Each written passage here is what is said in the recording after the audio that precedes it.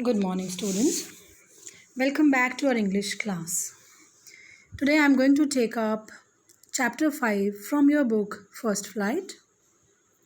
The title of the chapter is The 100 Dresses, written by Elbsor Esto.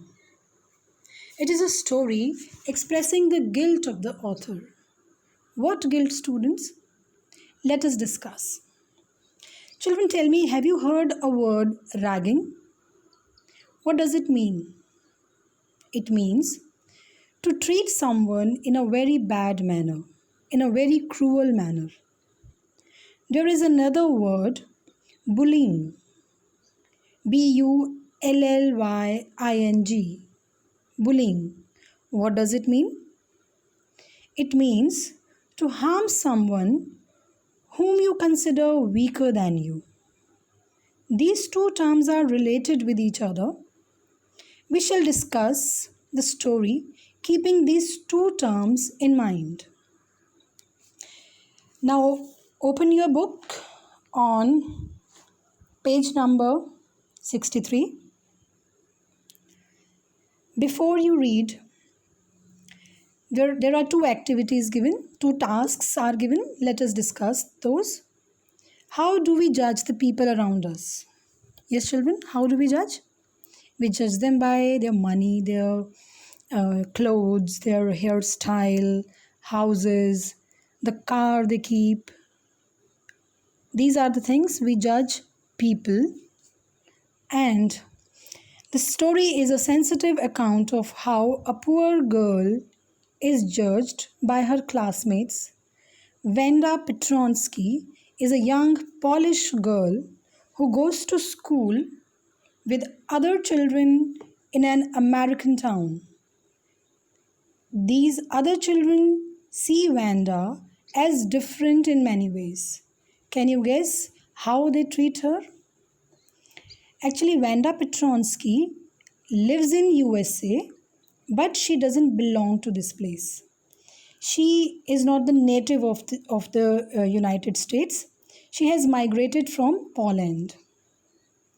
And lot of discrimination was shown to such people who had migrated from their country to USA. And the author, Esther, had a guilt in her subconscious mind somewhere. When she was a young girl, she had been a part of ragging or bullying in her school time. At that time, she couldn't understand and she couldn't do anything for this. But later on, when she grew up, she realized how wrong it is to bully someone. Whether you are doing it or you are facing it or you are being a witness of this wrong being done to somebody. And same thing she has expressed in this chapter. So there is a brief introduction given here. I am coming to this part. The Polish American community in the United States. The first Polish immigrants arrived in America in 1608, but the largest wave of Polish immigration occurred in the early 20th century when more than 1 million Poles migrated to United States. Children, lot of people from Poland, they migrated to America. What do you mean by immigrants? Immigrants means people who leave their own country and go to live in some other country permanently. So 1608, lot of people from Poland migrated to America. But in the 20th century, this immigration number was the maximum. So a lot of Polanders, or you can say people from Poland, they are called Polish also, you can call them Poles also, they shifted to United States. The Polish state did not exist at that time, and the immigrants were identified according to their country of origin rather than to ethnicity. They were identified as Russian Poles, German Poles, and Austrian Poles. So, children, in 20th century, Poland did not exist, and people who migrated to America, they were known by their place of origin, and they were coming from different places, so they were identified as Russian Poles, German Poles, and Austrian Poles. One of the most notable Polish American communities is in Chicago and its suburbs. So, Chicago is sometimes called the second largest Polish city in the world, next only to Warsaw, the capital of Poland. So, these Poles who migrated from Poland to America, they settled either in Chicago or in the suburbs area of this city. So, this area, this city is called is you can say it is called the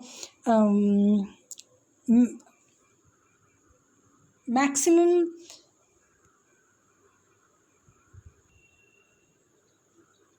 So, children, that city was called the largest Polish city in the world, next to the capital of Poland, Warsaw. But here, these people were not treated well, and they were discriminated by the local people, the local residents. They misbehaved with them, and Polish were not only the people who were discriminated, the same discrimination was bear by the Irish people, Italians, and Jews also. According to the United States 2000 census, 6,67,414 Americans of age 5 years and older reported Polish as the language spoken at home, which is about 1.4% of the people who speak languages other than English, or 0.25% of the US population. So, children, one census was done in USA in the year 2000, and it was found that a big number of people who are living in America, and their age is 5 years and above, they speak Polish language at home. Means you can say that it is a very large number of Polish people living in America, and it is, you can say, the second language spoken by the people there after English. So, children, this was the introduction, and after this I'm going to take up the chapter. Let's begin. Today, Monday, Wanda Petronsky was not in her seat, but nobody, not even Peggy and Madeline, the girls who started out the fun, noticed her absence. It was Monday. The school was working as usual, but Wanda Petronsky, who is the protagonist of the chapter, she was not there in her seat. She is a Polish girl, and nobody noticed. There are two girls in the class. They were Peggy and Madeline. Even they did not notice that Wanda was not there. Now, who are these two girls? This Peggy and Madeline. Usually, Wanda sat in the seat next to the last seat in the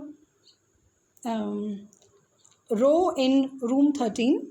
These two girls are the classmate of Wanda, and these two girls make fun of Wanda. And Wanda was a very shy girl, and the sitting arrangement of their class was done in room number 13. And Wanda used to sit in the next seat to the last one, in the last row. She would take her seat in the corner of the room. Usually, who sits there, children? You must be knowing some naughty children, those who do not want to study, or those who want to escape the eye of the teacher. These kind of children sit there, and Vanda used to sit there, but Vanda was not this kind of girl at all. There is some other reason. Let's find out. She sat in the corner of the room where the rough boys who did not make good marks sat. The corner of the room where there was most scuffling of feet, noisy dragging movement of the feet on the ground, most roars of laughter when anything funny was said, and most mud and dirt on the floor. So here sat those boys who make mischiefs in the class, those who do not want to study, and they would make scuffling of feet, uh, means the movement of the feet, dragging it on the floor, and they were roaring, they were laughing loudly, and when these students come to the school, they come on foot, so there is lot of mud on their shoes, and they brought this mud to their class. So the floor of this row where this kind of students sit, the floor was full of mud and dirt on the floor. Venda did not sit there because she was rough and noisy. On the contrary, she was very quiet and rarely said anything at all, and nobody had ever heard her laugh out loud. Now, children, why did Vanda sit in that corner? Let us find out. She was neither noisy nor rough, rather, she was a quiet, shy girl, and she rarely opened her mouth. Nobody in the class even heard her laughing loudly. So, you can say there was some kind of complex in her which made her sit separately, and she was not mixing with the girls of her class. Sometimes she twisted her mouth into a crooked sort of smile, but that was all. She only gave a crooked smile, which was, of course, an artificial smile. It was not natural. This shows the discrimination of the class, how students discriminate.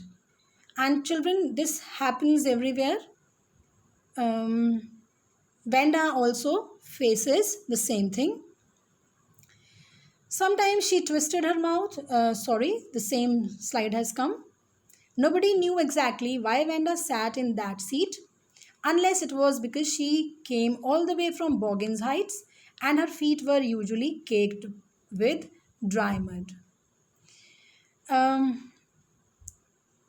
Vanda was neither naughty, as I have told you, she was neither noisy nor inattentive.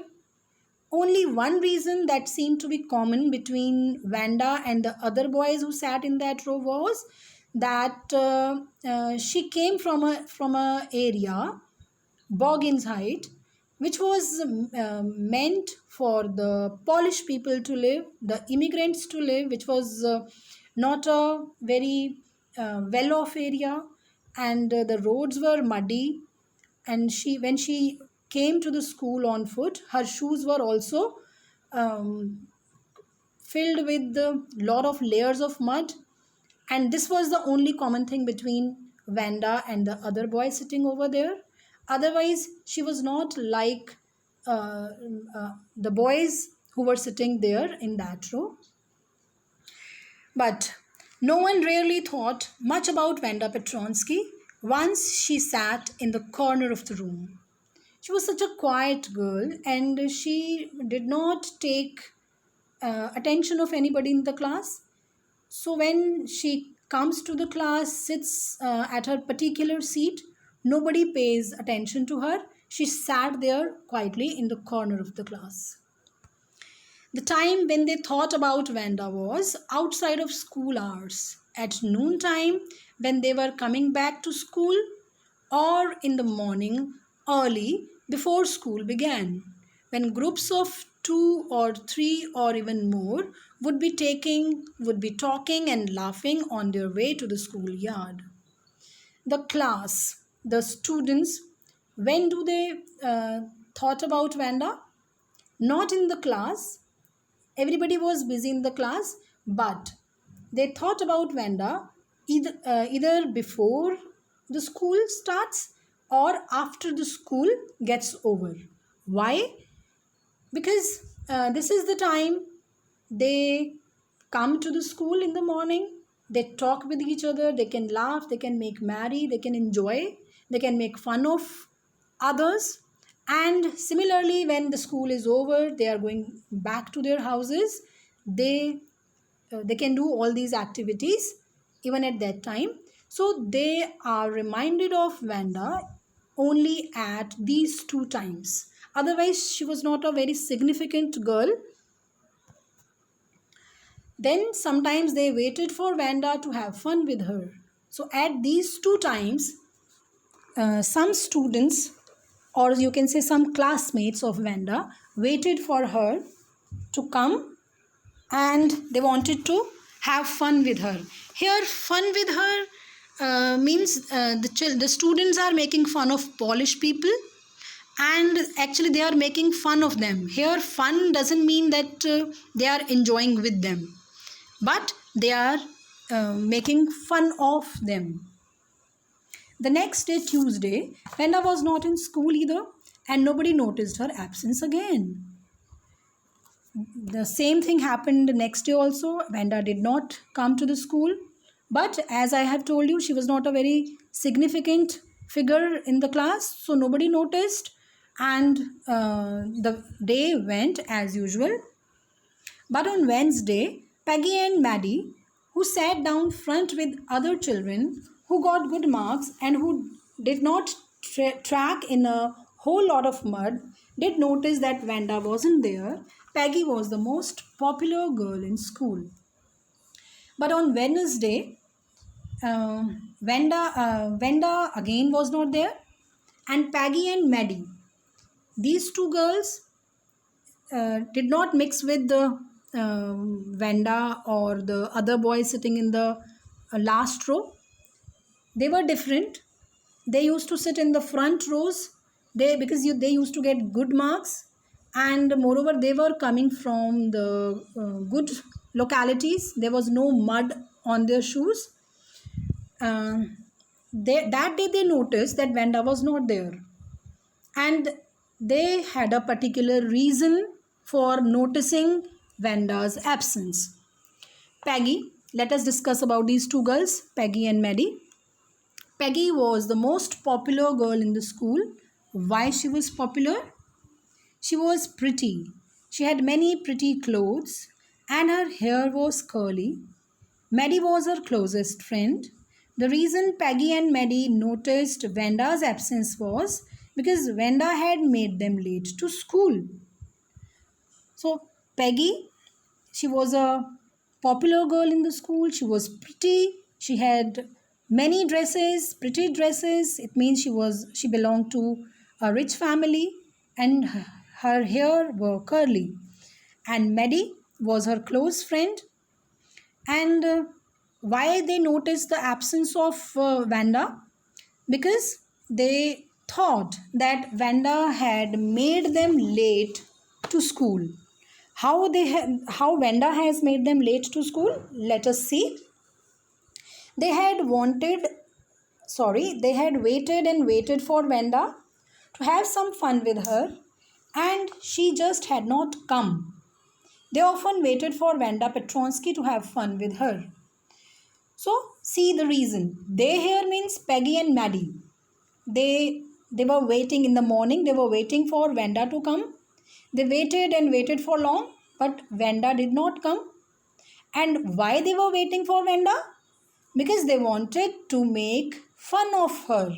They wanted to make jokes on her.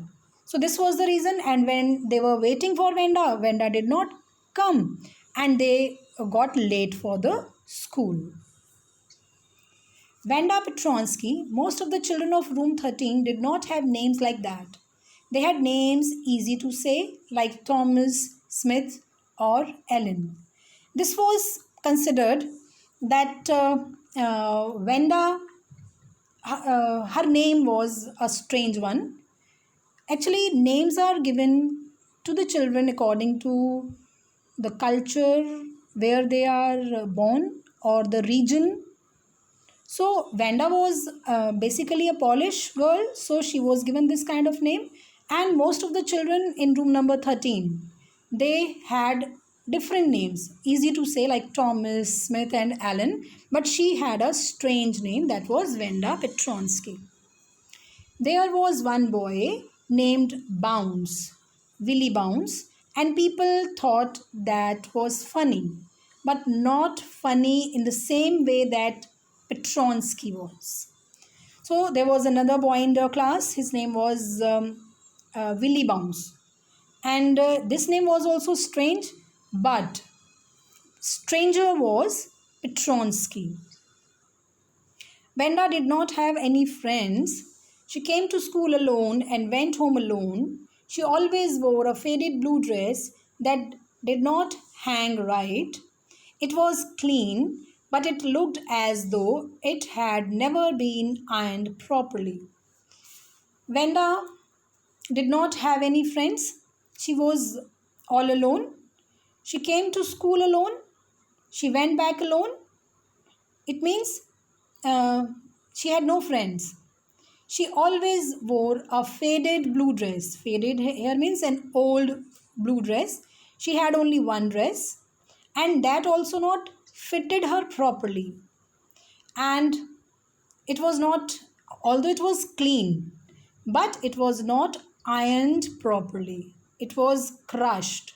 So this was the dressing style of Vanda. She did not have any friends, but a lot of girls talked to her.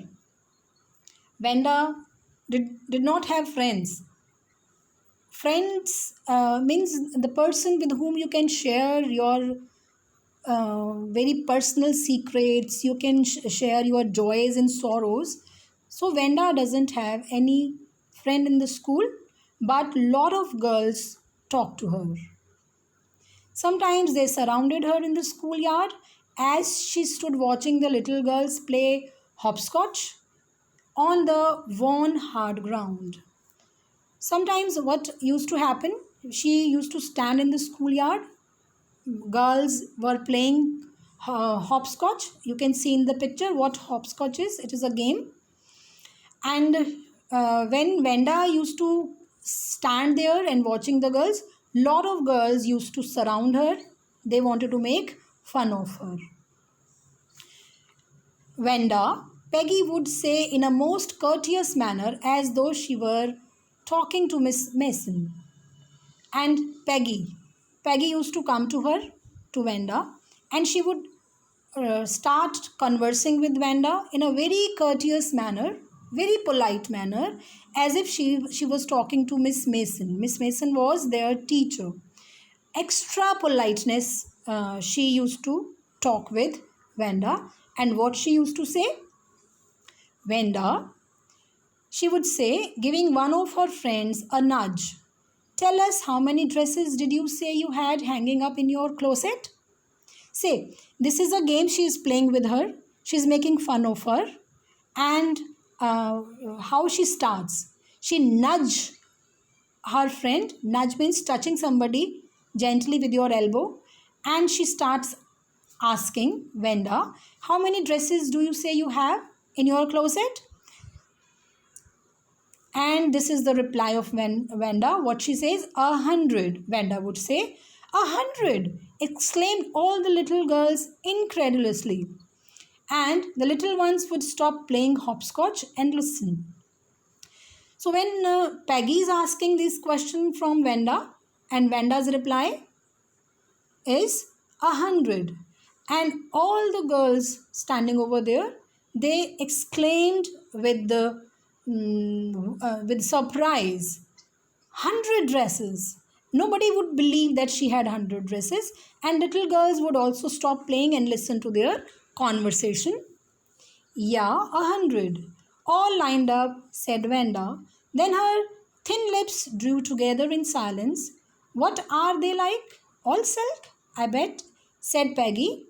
Yeah, all silk, all color. So children, Vanda would reply, yes, 100, and all lined up in the closet. And she used to keep quiet after giving her reply.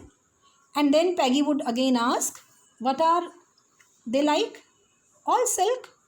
And what are their colors? Vanda replied, velvet too, yeah, velvet too. 100 dresses, Vanda would repeat stolidly, all lined up in my closet. And she describes her dresses that they are in silk also, they are in velvet also, and they are very good dresses, and all are lined up in her closet. Then they would let her go, and then before she would gone very far, they could not help bursting into shrieks and peals of laughter. And as soon as Vanda moves from that place, all the girls, those who are involved in the game, they would burst in laughters. This was the game they were playing with Vanda, and they were making fun of her. 100 dresses. Obviously, the only dress Vanda had was the blue one. She wore every day. So they did say, so why did she say she had 100? What a story. How many shoes did you say you had? 60 pairs all lined up in my closet. So all the girls would say that when she comes to the school, she wears one dress, that blue faded dress, every day. On the other hand, she says that she has 100 dresses in her closet. So nobody believed what she said. Then they talked about her shoes, how many pair of shoes she had, and Vanda would reply that she had 60 pairs and all lined up in her closet. So everybody believed that Vanda was not speaking the truth. She was telling a lie about her dress also and about the shoes also. Cries of exaggerated politeness greeted this. All alike? Oh no, every pair is different. All colors, all lined up. So with extra politeness, exaggerated means increased politeness, Peggy would ask, all are like similar pairs? And Vanda would reply, no, every pair is different. They are in different colors, their shape is different, their design is different, and she had 60 pairs and all lined up in her closet. Peggy, who had thought up this game, and Maddie, her inseparable friend, were always the last to leave. So, after making fun of Vanda and conversing with the other friends, all the girls would leave and go to their houses. And Peggy and Maddie, these were the last girls to leave that place. Finally, Vanda would move up the street, her eyes dull and her mouth closed, hitching her left shoulder every now and then in the funny way she had, finishing the walk to school alone. So, Vanda also understands that girls are making fun of her. But she doesn't stand there. She moves. She feels very sad. Her eyes dull. It means she was feeling very sad. She did not speak anything. Hitching means stretching. She used to stretch her left shoulder every 2-3 minutes, and she knew that those girls were making fun of her, but she was helpless. She did not say anything wrong to them. Peggy was not really cruel. She protected small children from bullies, and she cried for hours if she saw an animal mistreated. So here one sentence comes about Peggy, that Peggy was not a cruel girl. She protected small children from bullies. Bullies, the term I have discussed with you in the beginning. So, and if she feels that if she sees somebody teasing animals, she would cry. Means she was a gentle girl, kind-hearted girl, but why she is treating Vanda in that way? If anybody had said to her, don't you think that that is cruel way to treat Vanda? She would have been very surprised. Cruel? Why did the girl say she had 100 dresses? Anybody could tell that that was a lie. And here if Maddie or some other girl would tell Peggy that she had been cruel to Vanda, she was making fun of Vanda, Peggy would not realize that she was being cruel to Vanda. She would say that no, I'm not cruel. Why the girl is telling lie? Who would believe that she had 100 dresses? What is the need for Vanda to tell such lies? She was against it. She knew that Vanda was telling lie.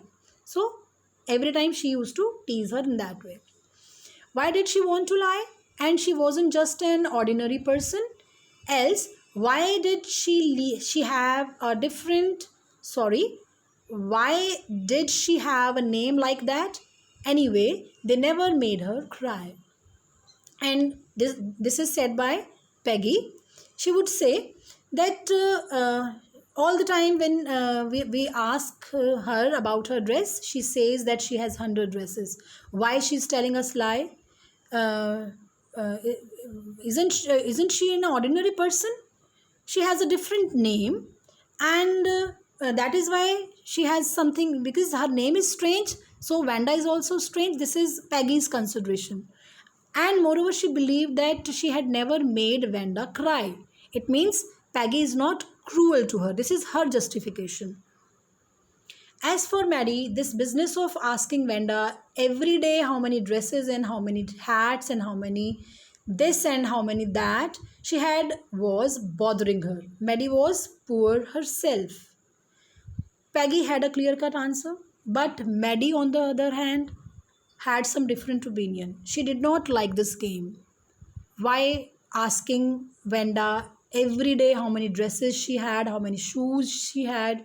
This game was bothering her because Maddie herself was not as rich as Peggy was. She herself was a poor girl. She usually wore somebody's hand me down clothes. Thank goodness she did not live up on Boggins Heights or have a funny name. So Maddie thinks that she's not a rich girl.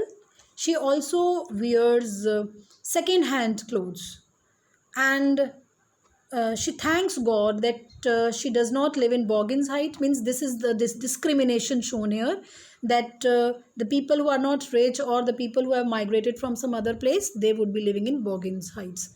So, and moreover, she thanks God that she doesn't have a funny name like Venda Petronsky.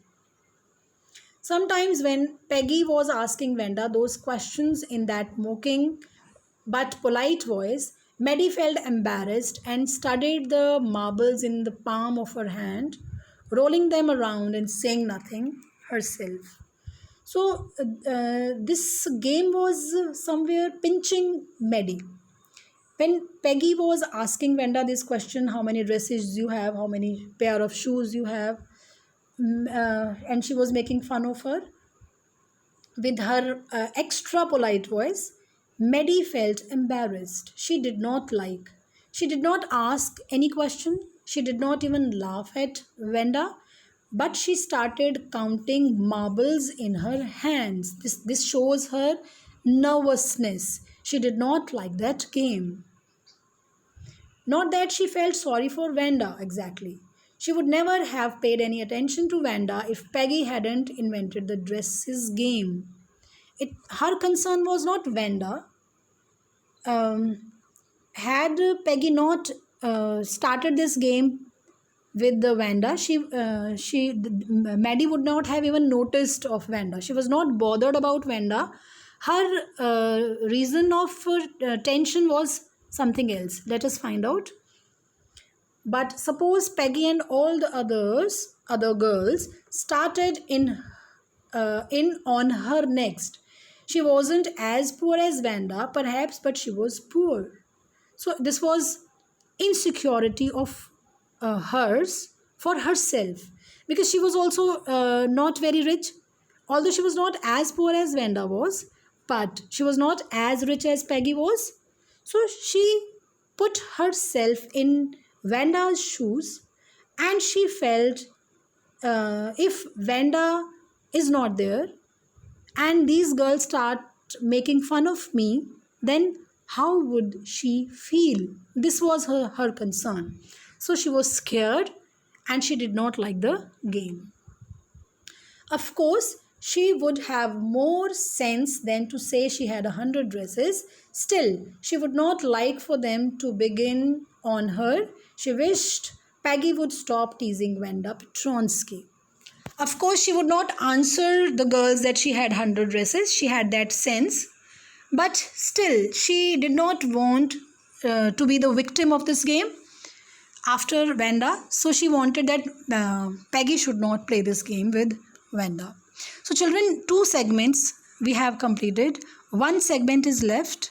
I think this is enough for today.